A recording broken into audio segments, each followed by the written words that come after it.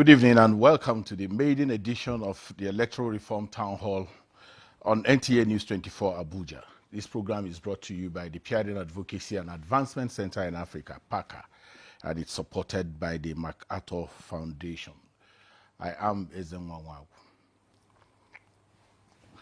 In today's Nigeria, electoral reforms are no longer a matter of debate. Indeed, it is a necessity.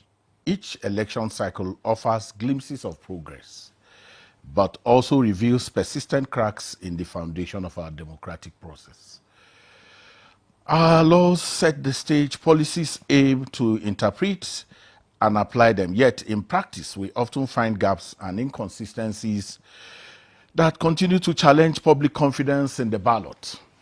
As we look ahead of the 2027 elections, the question is no longer if reforms are needed, but how they can be pursued effectively in ways that deliver real and measurable change to the Nigerian people.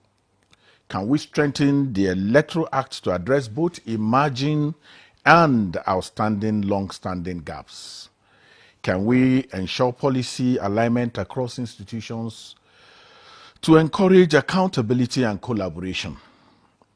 And most importantly, can we finally close the gap between intention and implementation, where promises on paper are backed by action and consequences?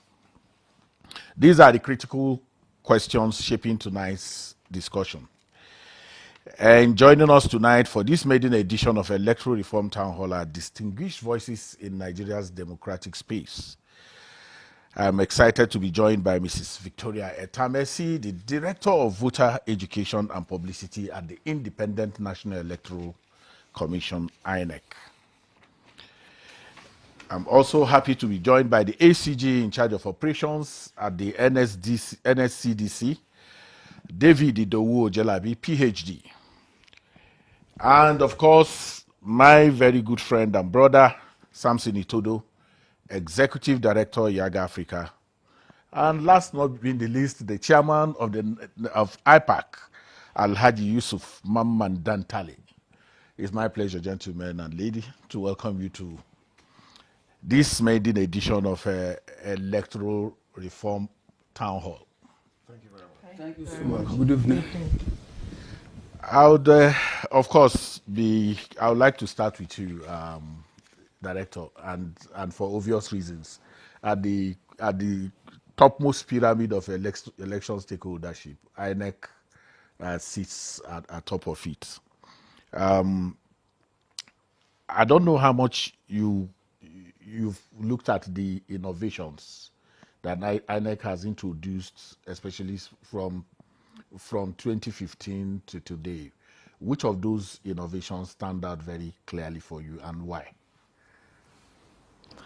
Thank you once again. So if I'm to be biased based on the responsibility that has been assigned me, which is ensuring adequate voter education and publicity for the Commission of Electoral Activities, for me, I think I would hinge on the digitalization of engagement, citizen engagement, and having a discussion, having a platform where we engage easily with all layers of citizens. So we're not jettisoning the traditional platform of voter education, citizen engagement. For us, if we go back to the recommendations that were proffered from the 2023 General Election Report, one of them was that we needed to have a sanitized website where citizens can equally and easily get information with regard to the electoral processes. And I think we're working on that. So we're taking advantage of citizen engagement using our digital platform, which is really active. For instance, our Twitter handle is actually, we have quite a number of followership on our Twitter handle. And so we do periodically We have citizen discussions on our Twitter handle. So we use the digital space, our social media platforms, significantly well to engage with the electorate. And then going back to looking at the portals that the Commission had developed, another one that I would hold on to would be the media monitoring system, which also allows us to engage with, to track the reports about the Commission so that we can easily pick out misinformation and disinformation and take necessary action when the need arises. So the media monitoring system allows us to put in motion the integrated marketing communication, which allows us again to synthesize citizen behavior with and to tailor messaging so that we have targeted and efficient messages for different layers and categories of participants of the electorate, so to speak. I'm going to come back to you. I know you've been particular about voter, what you do in voter education, but I would want us to take a more holistic look at most of what the innovations that have happened. I'm going to come to you, Sam. We spend billions of naira every election cycle from, what technology-driven measures could help, cut costs, and where do you think the country wastes the most money today? Logistics, printing materials, and underutilization of technology.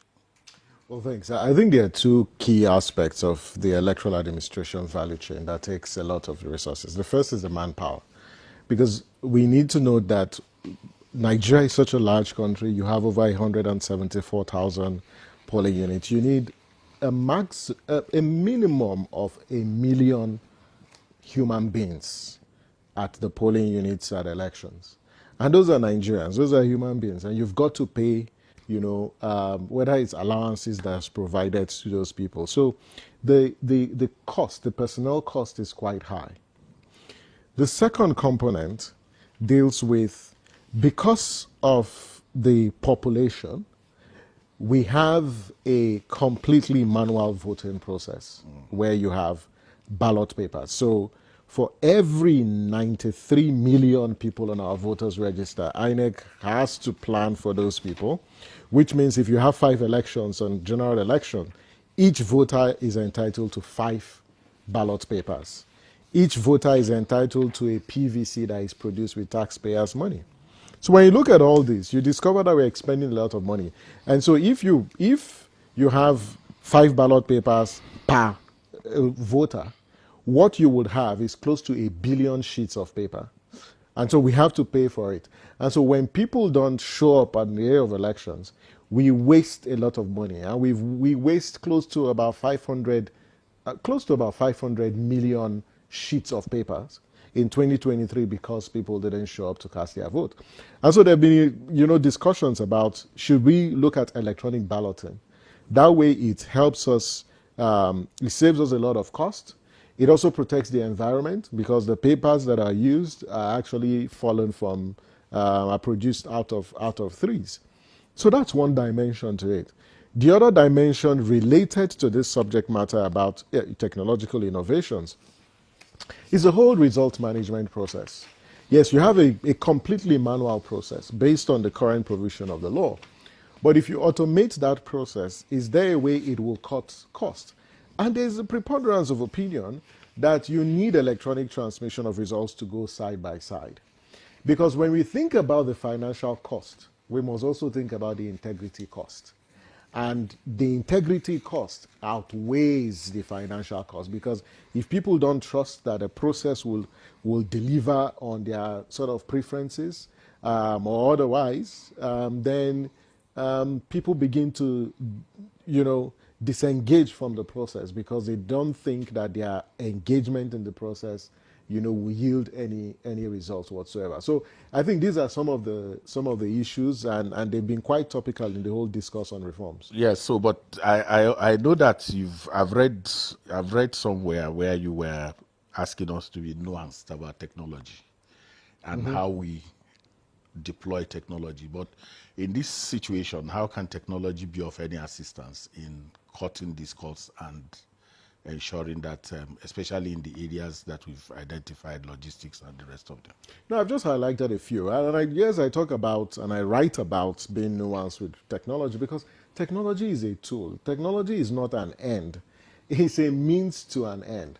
It's when we put technology forward as the be-all and the is-all solution to our problems, that's where we miss it. It's nothing but just a tool that helps us get to a particular destination.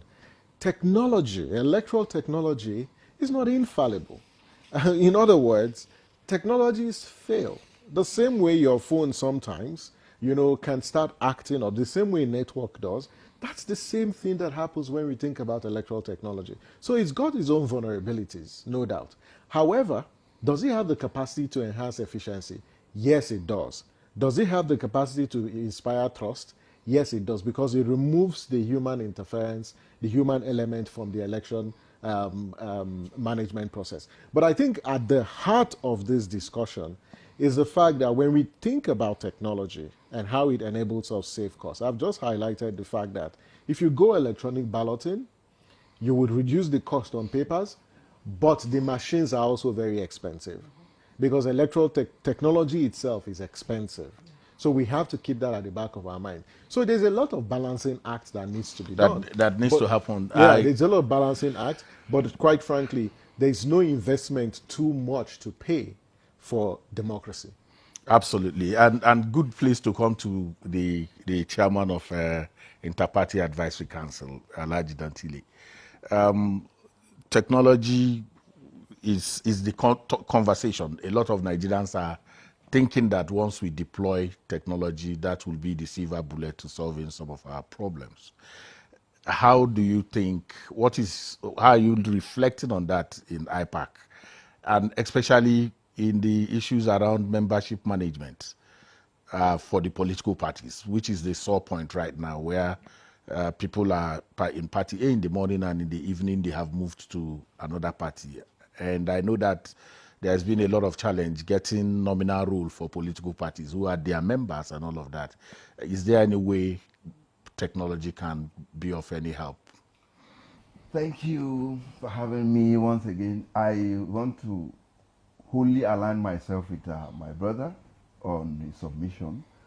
We just have a by-election. Well, we had a by-election recently, and there I concluded that no, one of the best ways to get the least integrity of the system enhanced is the use of technology, even though it is not an end in itself. Yes, but in all, I want to be a bit different from what we are saying, going to the foundation of this problem, the democracy itself. We have one virus that contaminates everything that we are doing in the system, and that virus is corruption that we are not looking at. Because why do we do after every election, why must we go about trying to review the laws? And then the more we do this, the more Nigerian political actors tend to circumvent the rules, the more we do. So it is about what is there that we always want to circumvent these things. Because even if you deploy the technology, somebody will want to set fire on that one day or ensure that that thing doesn't work. So it means there is something about the political office and the man seeking the office that we need to look at, which that is where corruption comes in, and everybody is involved in this, as the politicians, some of the INEC officials, the judicial officers, the security agencies, everything. I just saw one video now before I came here. I think it is a meeting about a political party, and that they want to inaugurate the new executive of that political party, and some person say, "What? After 26 years of democracy, is this where we want to end?" Because after everything, what we are doing is that we are militarizing the system. That someone, well, okay, fine. If it's about violence, we should also prepare for violence. And then we have we already have enough issue of insecurity across board. Why do we want to destroy the system? So technology, 100%, I am in line with that. Okay, it will help in so many things, and then we are already working on that quietly at the Interparty Advisory Council level. But then the question is, we need to tackle corruption because corruption will end up destroying what we are doing at all levels. Thank you very much. ACG Ojelabi, you are in charge of operations, and I know that the NSCDC has been very, very active in election security provisioning. But I know that election-related violence is localized around polling units, collation centers, and so what intelligence or operational gaps has made this to still be recurring in spite of, all the, work that you have done around these issues? Thank you once again for having me. We believe when it comes to election activities in Nigeria, it's part of the critical national asset and infrastructure of the federal government, even of the state to the local government level. Gone are the days when what you have just raised, was in place. But nowadays, through the level of interagency collaboration we have now, the government, security, and intelligence agencies, we have overcome those challenges. We've been meeting regularly. Apart from that, the ICCS, Interagency Consultative Committee on Election Monitoring, being coordinated by the INEC, would meet both at the meetings and outside the meeting to re-strategize on how to approach and nip in the pods all those concerns of Nigeria. Within and among ourselves, we believe we are accountable to the public, to the Nigerian state, to the Nigerian public. Then, if we build a better, peaceful, and vibrant country today, by the time we pull off the uniform, we have somewhere to live in peacefully. That is why we don't want to leave any stone unturned to see that election-related violence will be strategically, handled this time around through the sharing of intelligence. That's why I said earlier, we have the government agency and intelligence agencies as well. All of us, we are working together seamlessly to provide, what we call election protection and all related voting infrastructures. When I talk of voting infrastructures, we're talking about the officials of the INEC and the ad hoc, staff of the INEC, other physical infrastructures like the office, the ballot papers, the machines and tools, that are being used. So gone are the days whereby, we sleep or indulge, anything that will not bring us free, credible, and acceptable election. I just take that as your opener, but my question is still, very clear about the fact that there are still gaps, and anybody who is even a casual election observer will know that those gaps continue to persist.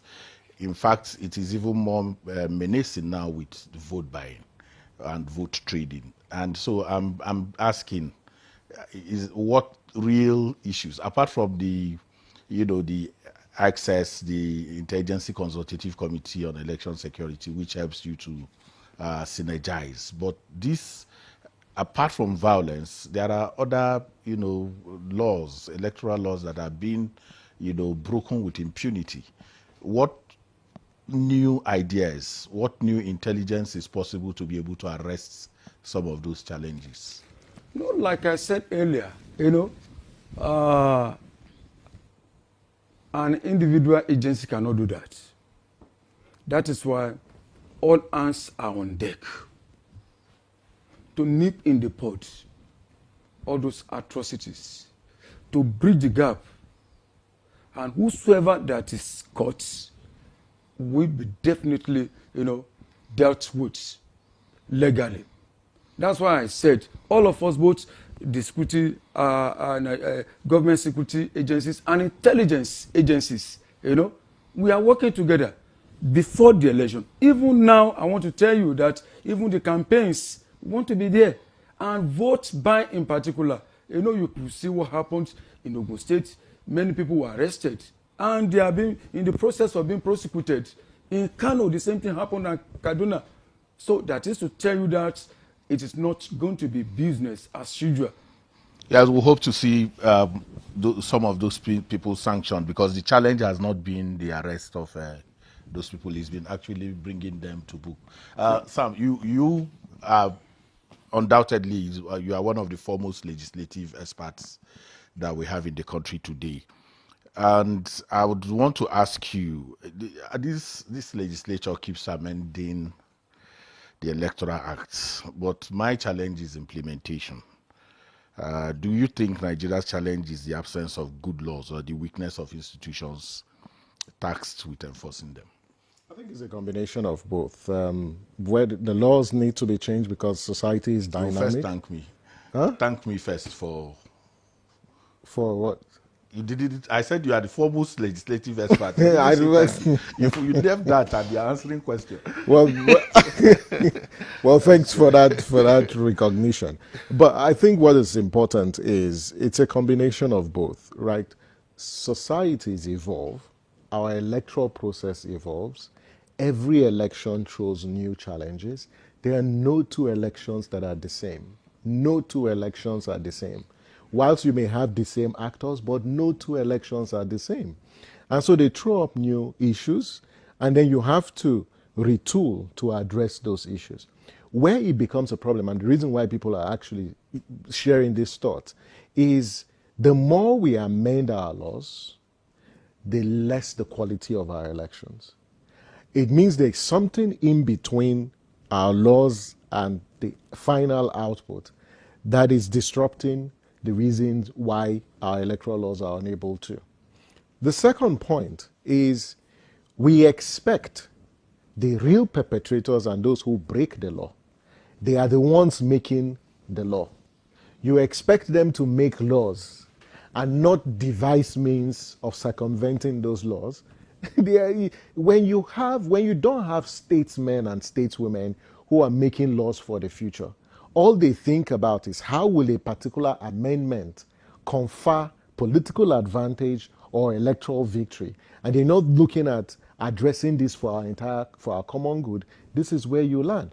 But it doesn't mean that there are certain provisions or proposals that have been introduced that are not progressive in every respect. There are some. In the current bill proposed by the House, things like electronic transmission and manual transmission of results, those are included. You see things like, prisoners voting, early voting, and those special voting arrangements, those are also in the laws, in the proposals. You also see, proposals around increasing the sort of penalties for certain offenses. Those are contained in the electoral bill. But let's see if this passes at the end of the day. But at the heart of this is really the implementation. And, the colleague talked about implementing and enforcing the laws. And I say perhaps maybe one place we should start is this commencement of early campaigns. You can see everywhere in the city, and perhaps in the FCT and in other states, there are billboards everywhere. It appears that we're already in elections. But you and I know that the law is very clear. INEC's regulations are very clear on the commencement of campaigns. We don't expect INEC to pull down those billboards and those campaigns. It is the security agencies that should perform that duty because it is in clear violation of regulations, and the law, because the law says very clear that campaigns shall not commence not earlier than 150 days and not later than 24 hours to the day of an election. So when you think about this, you want to see some proactive action on the part of security agencies, because that way this point about enforcing the law becomes quite profound, because enforcing the Electoral Act is not just a function of the Electoral Commission. There are other regulatory agencies that have a fundamental responsibility of enforcing the law. And so, to your question, yes, we do need some of these laws, but quite frankly, the current electoral law that we have today, the 2022 Electoral Act, has the capacity to deliver the best of elections that we can experience.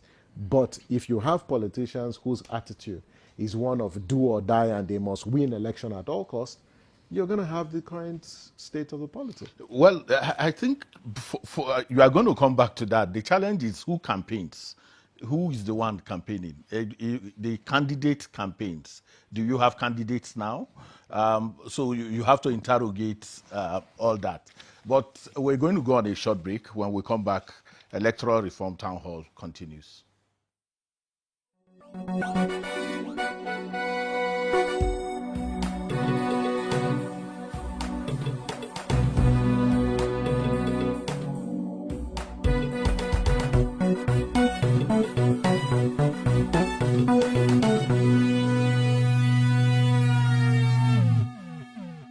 Welcome back. It's still Electoral Reform Town Hall. It's maiden edition, and I'm excited to be joined with some of the finest voices on democracy in our country. I would come to Mrs. Victoria, the Director of Voter Education and Publicity, INEC. There is still a lot of confusion around what IREV is. From a voter education perspective, is it possible you talk us through? Because it's also one of those innovations that you've put out to Nigerians. A lot of people don't understand what it is. Can you put us through what this IREV does? How does it help to increase public trust? Yeah, IREV, as the name implies, INEC Result Viewing Portal. It is a portal where, again, to ensure transparency in the process, the Commission decided that at the polling unit, at the end of elections, and at the end of aggregation of results at the polling unit, one of the responsibilities of the presiding officer is to take a screenshot of the result using the BVAS, the bimodal voter accreditation device, to take a shot of the result and upload it to a dedicated portal. And that is the IREV portal. And everybody has access to go to that portal and view the results polling unit by polling unit. But I think there was a lot of assumption and misunderstanding. People thought that IREV was going to aggregate the results, but that is not the responsibility, or that is not what IREV was developed for. It's a repository of results, scanned results, not aggregated results. So it gives you a picture. You can go there. You have like a library, an inventory, or a folder where PU by PU, RA by RA, LGA by LGA. Once you click open, you see the results of each of the polling units.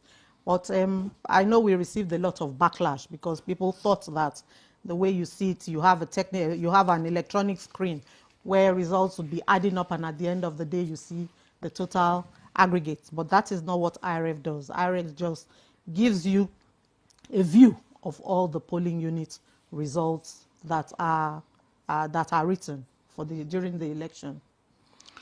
Well, I'll have more questions, but I would want to go to Alhaji Dantelle. How much is IPAC investing in training your members on technology? Some of these, innovations that we have seen. If you watched Anambra election, for instance, a lot of political parties didn't have to come to INEC for candidates. Selection, submission of their results and all that. Those innovations, are your party members aware of them? Are they trained on how to use those initiatives that INEC has put out? I will start by thanking INEC. Why? Because all the innovations you see, they don't come out unless we agree with INEC in our usual regular consultative meetings. So So whatever you see INEC bringing out or introducing, it is in agreement with the political parties. So, and then regularly INEC will write and ensure, even if you are not bringing, INEC will ensure that every political party is represented in the course of training of officials for this effect, for this reason. So I want to say I thank INEC. I will continue to say what I have been saying. It's not about INEC. It is not about the police. It's not about. I sympathize with my brother when he was dragging to explain, because he cannot really give you the answer here. He can't, because somebody is responsible for his appointment. Somebody is responsible for his promotion. So he will say some things and they will come to order. Why did you say this? So the problem is us, it's the politicians. And I want to thank the president of this country, the President Ahmed Aju Bola. Why? He is one foremost Democrat. Every Nigerian knows he's known globally for his struggle for democracy. But what is happening now, the president needs to speak to both parties, to all Nigerians, on what is happening now. So that Nigerians at all the institutions will sit up to do what they are supposed to do. The security agencies can do this. That's what they are doing now. Look at what I saw. The security agencies they were backing those who were destroying the meetings of it. Is an aberration. It is wrong. We can talk to the people. Democracy is about dialogue. It's about discussion. Because some persons, okay, fine, I have the president backing, I can do. He might not even know what is happening. It happened in the last election. It happened. But if the president speaks, everybody will sit up. He speaks and acts. And act. Not enough. Yes.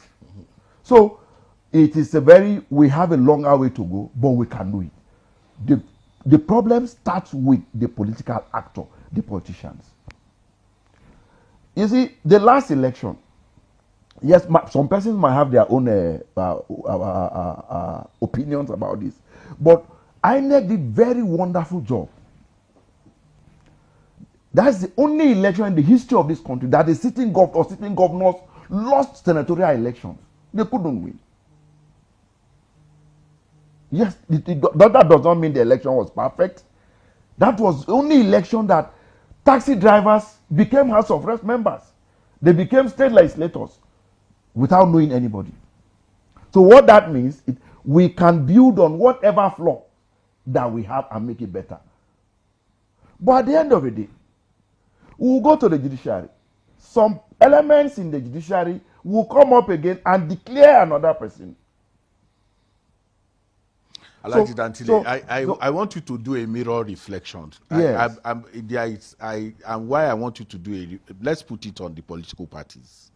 INEC will bring out those initiatives, and you have this consultation with INEC. Yeah. But apart from that, what do you do with your members in terms of training them?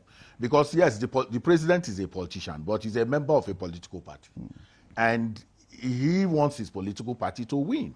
But you in the party advisory council, you relate with all the parties. So you are well situated to be able to bring these trainings, bring these innovations closer to all the political parties. I want to know clearly what IPAC is doing. One, every political party, they propose to capture power. What IPAC does is to see how can we do this thing within a very harmonious, a very peaceful atmosphere, at least, then without circumventing the laws.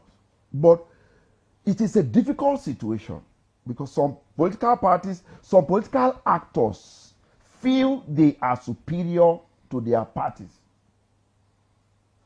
They determine when you have a political party that is weak financially, for instance, one individual finances the activities of the political party. By extension, he determines what happens in that party. The day subvention of political parties was withdrawn and parties were left at the mercy of individuals. Okay, let's go back to 2023. Some of the parties that became stronger, for instance. We have a Labour Party, we have a NNPP, okay? before then, they were not as strong, okay, as they were. Why? The reason is simple, because you have persons who have more financial muscles or followership that are able to drive the activities of the political parties. Some of the problems that are happening in the party, in the PDP, for instance, today, is about who pays, who drives the party financially. The same thing, other political parties. Yeah, so we saw that. Until the parties are strengthened, until the people, the legislators are able, if they want to sincerely fix Nigerian democracy, the first place is to fix the political parties by restoring the strength of political parties. But as long as the parties will have to struggle to finance some of the activities, they will be at the mercy of individuals that have the deeper pocket to drive the activities of the party. So that is one of the recommendations we have made to the National Assembly to ensure that, to see that the subvention or grants to political parties are restored. Political parties in the during the Shagari period is far different from what you have today.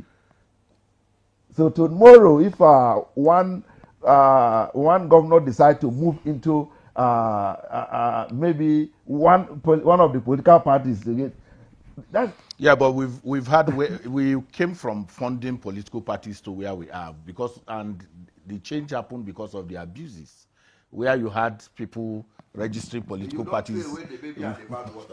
Now you have manageable size. Political parties are not as many as large as they were. And you can. So if INEC is saddled with the responsibility of auditing the accounts of the finances of the political party, and it's still their official their legitimate responsibility, that can be strengthened so that you manage whatever or oversee the spendings of political parties. There are 151 applications pending. But we'll come to that. ACG, perception still persists that that security have not been very professional in past elections. That it persists. But what do you think you need to do more to change and earn public trust? Like I said earlier, when it comes to elections in Nigeria, it's not a one-man show.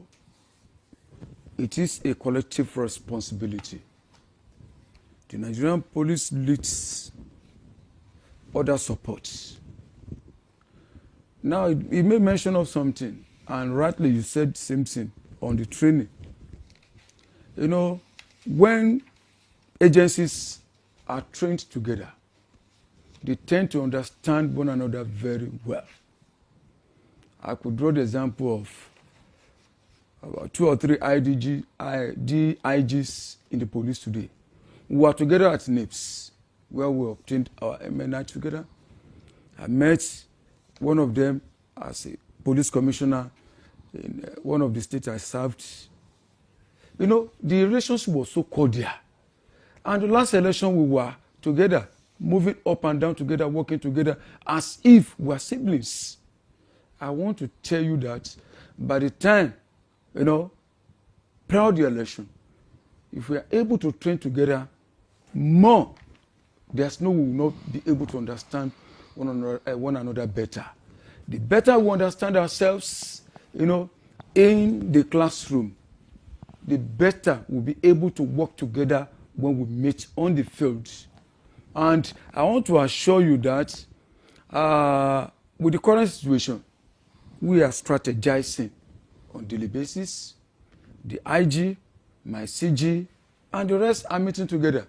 At operational level, we are meeting even at NSA's office on how to get better and get better results for Nigeria. Yes, we want to use the Anambra election as the case studies, and I want to assure you that things will be better when it comes to election, security in Nigeria. We will not disappoint Nigerians because we are equally. Before we put on the uniform, we are Nigerians. We are just mere citizens in uniform. So we need to defend, the interests of Nigerians and the society we belong to. Bearing in mind that one day we are still coming back to that same society, like I said earlier. So I want to assure you that, all of us together, the security agencies and intelligence agencies as well, we are meeting as at Wendu, and we are strategizing on how to get results better for Nigeria to have a very credible, acceptable, and fair and free election for Nigerians. And I want to assure you that I I share your optimism, and I'm hoping that happens. Sam, the National Assembly has been looking at different amendments, diaspora, early voting. There's even a conversation about inmates voting and all that.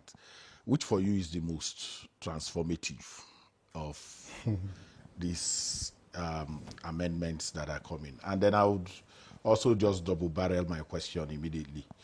The harmonization of, the identities, the names, the name and, passports, national car, driving licenses and all of that. All these multiple, what can we do to have a single, means of identity that can also replace the papers that you were talking about, and the kind of money that we put into producing those voters' cards? So let me start with the last point you made about this harmonization. I know there have been several attempts, right from the late President Buhari's time in office, to harmonize our national identity database. Now, for instance, in some climes, the civil register is what is used for elections. So you derive the voters list from the civil register. In our own case, we have a national identity management system. We have a voter register. That is expending a lot of resources. And so if you can harmonize everything in such a way that once you have your national ID and you're 18, you can just cast your vote. Now, part of the proposal, INEC is making at the moment in view of all of this is the need to have downloadable voters card. Because this saying that no PVC, no vote is now obsolete in view of this BVAS that has the voters register. Because in the last election, a lot of people didn't cast their vote, not because they didn't show up to collect their PVCs, but because INEC, in some cases, didn't provide the PVCs. And so they were disenfranchised. So if today you say you can download your voters card, you can use your national ID, you can use your passport, as long as your name is on the voters register, I think it's a very transformative proposal. And it's currently, it's in the current bill being considered in National Assembly. I think there are perhaps also I liked two more, perhaps what you call transformative. Today, this current INEC is proposing that the power to appoint resident electoral commissioners should not be vested in the president because of recent experiences about how some wrecked elections at the state. A case in point is the Adamawa elections. You have Sokoto, you also have Abia. We've also seen other instances. And that aligns with the proposal about the independence of INEC, who appoints, the chair and the national commissioners at INEC. And I think it's really important that if the National Assembly considers how to strengthen INEC independence, I think it will go a long way in ensuring some level of transformation, but also, guaranteeing the independence of INEC. But that the independence of INEC cannot be limited to just the operational part, which is about the appointment, but also the financial independence of INEC. As we see today, INEC has not received all its money from the 2023 elections. The by-elections that held 2 weeks ago were meant to hold last year. Why is it that INEC didn't conduct those elections until August? Well, simply because the funding were not released. So if you're going into a general elections and you don't release money for the Electoral Commission, or you release monies late into the day, what you're simply doing is you're undermining the capacity of the Electoral Commission to deliver credible election. I think the last sort of transformative one is this electronic transmission of results. And we are not saying that electronic transmission of results should supplant or substitute the manual process. We need the manual process, but you need an electronic process to go side by side so that they each serve as a check. But if after you do all this and the politicians don't change their attitude, we'll be back to ground zero. So it's also about the attitudinal changes on the part of our political class. Thank you, Sam. Mrs. Victoria, I saw a coffee table book that INEC, has given out to the public about innovations. And if you heard Sam clearly, I saw through reading through that document, I saw about 20 clear, if you like, for me, revolutionary innovations that have taken place. Without money, it's not going to be sustained. I know you may not be able to answer that question, but how much more can we do to guarantee financial independence for INEC?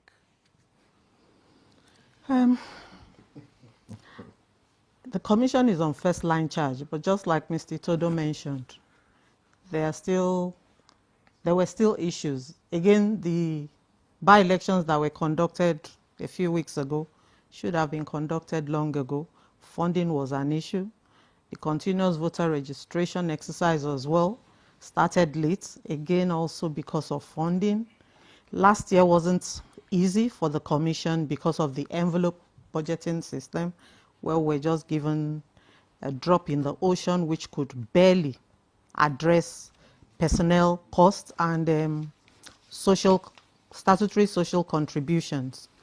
But I think after the Honorable Chairman made a presentation or a defense before the National Assembly, and they saw that we were in dire straits, I think they eventually addressed that problem for 2025, because again, the same meager resources that was given in 2024 was also earmarked for 2025. And when he called their attention to what lay ahead, that were basically handicapped, we couldn't do anything, they saw the need to revisit that issue, and the funds were made available. Appropriation was adequately made available to the commission, and that was why we've been able to conduct the pending by-elections and also to commence the continuous voter registration.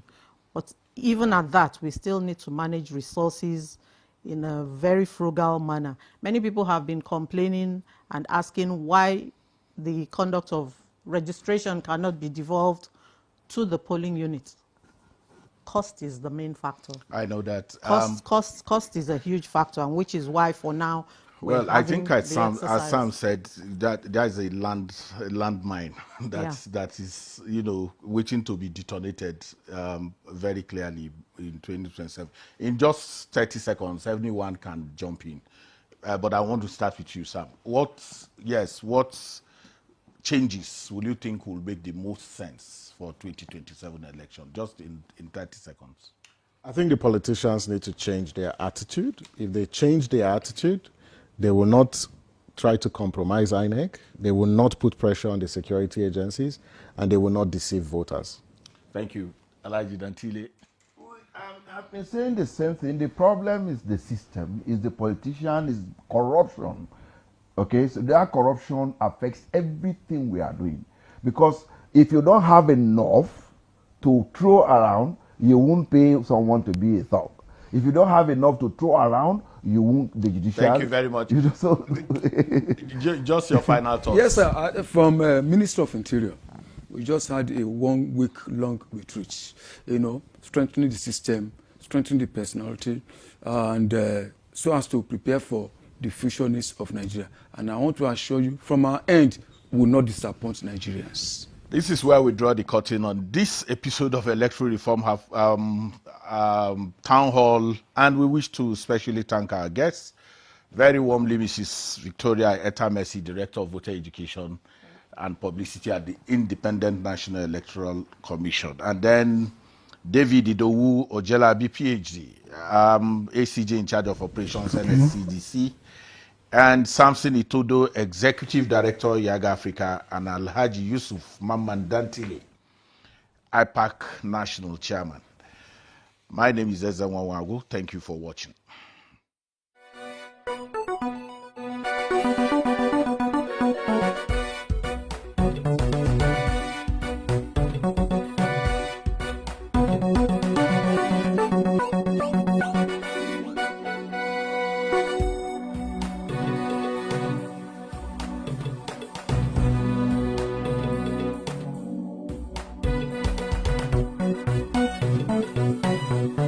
Thank you.